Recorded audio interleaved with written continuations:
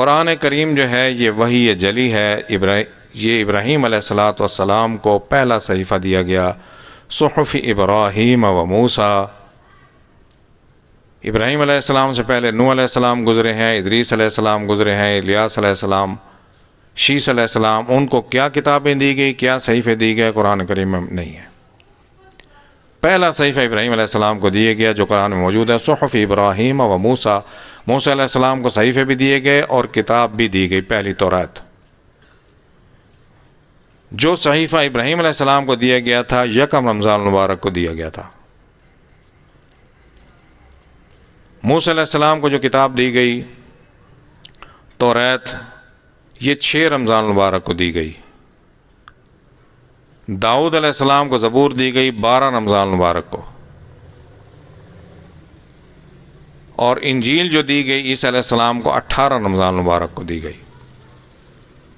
قرآن کریم شہر رمضان الذی انزل فیہ القرآن، یہ بھی رمضان المبارک میں آیا ہے۔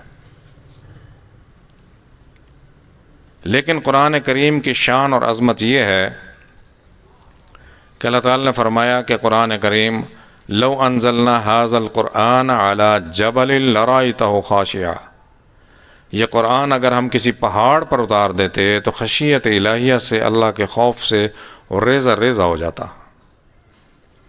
کسی پہاڑ پر اتار دیتے، اس کا مطلب یہ نہیں ہے کہ وزن نہیں ہے اس کا، قرآن کریم کا وزن کے اعتبار سے اتنا ہے۔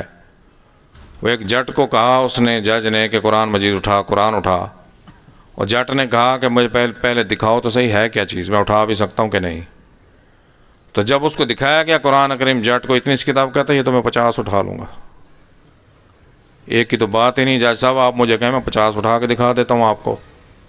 تو حجم کے اعتبار سے نہیں ہے قرآن کریم کا اس کا وزن کتنا ہے، اس کی برکات، اس کے احکامات اتنے ہیں کہ اگر پہاڑ کے اوپر بھی یہ حکم نازل کر دیے جاتے تو وہ بھی ریزہ ریزہ ہو جاتا ہے۔ یہ شان ہے قرآن کریم کی۔